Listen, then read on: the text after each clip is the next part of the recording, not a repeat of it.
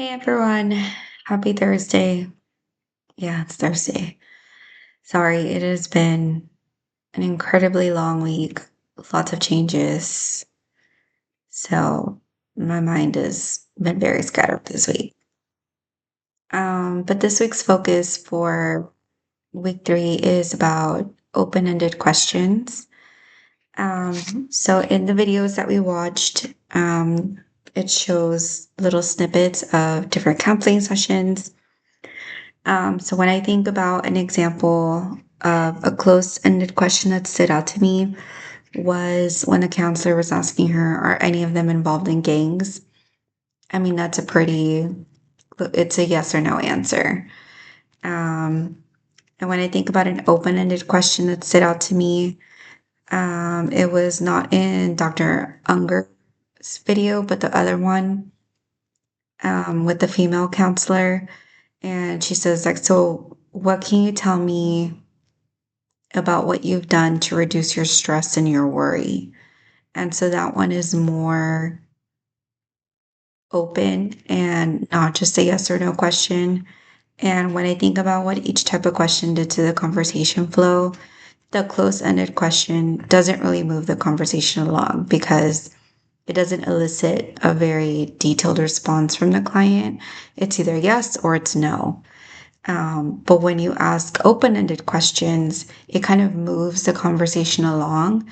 It allows the client to tell you more, and it also allows the counselor to uh, kind of listen to what the client said and then, think about what direction they want to take the conversation in. Um, and then, in terms of what type of information each question elicits, obviously closed ended questions are going to give you very basic answers because it's going to be yes or it's going to be no, or you might get one worded answers. Um, they don't, those, it's not going to elicit super detailed information as opposed to open ended questions where it requires the client to think more. Uh, and it kind of gets them to really process and, sorry, I'm can't think of the word, but it gives them the opportunity to kind of really dig deep and think about what it is that they want to share with you. Um, I think there is times when close-ended questions are useful. Maybe once you're deep into the conversation, uh, like in one of the videos sessions where Dr. Unger is meeting with a client who's pregnant. Um, he asked her, like, so what I'm hearing is that you didn't have a chance to be a child yourself. And she says something like, well, no, not officially. Um, so I think that was a good time to use a close-ended question because it kind of allows them to rephrase and reaffirm what she was saying while also using that information of like, okay, depending on how she responds, is whether he can follow up with another close-ended question or maybe now move on to an open-ended question to move that conversation along. Um, so I think that kind of pulls into this other question about how might you use them together in counseling. I think you kind of have to gauge it and really think about what's the relationship between the counselor and the client and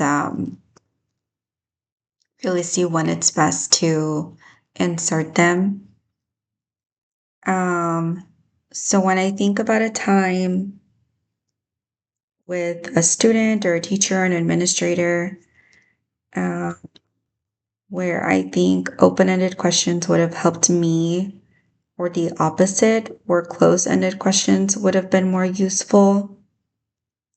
Um,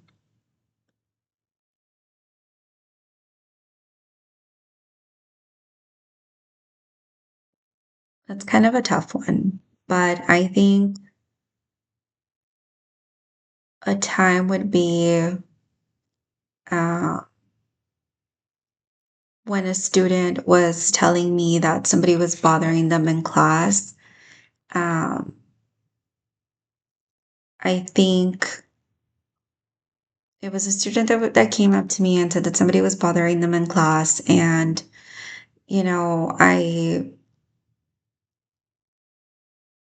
was using too many closed-ended questions, um, to almost to the point where it felt like I was guiding them to give me the answer they thought I wanted to hear. And I think that if I had just used more open-ended questions in that situation, I think it would have felt more authentic of what the student was trying to tell me, like that rather than me trying to pull that information from him or her. Um, and it ended up coming out more of them just telling me what they thought I wanted to hear because of the type of questions that I was asking. Um, so when I think of a time when a question might not have been the best way to gather information, mm,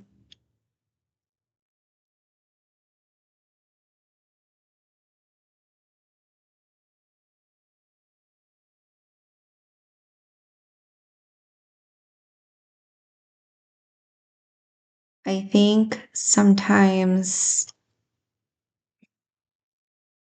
when kids are having a difficult day and we ask questions like, what's wrong? Like I work in early childhood, so kids always come in crying, and sometimes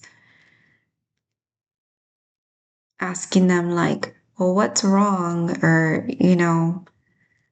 asking them a question like that doesn't always seem to be the most helpful because sometimes it almost just like agitates them even more.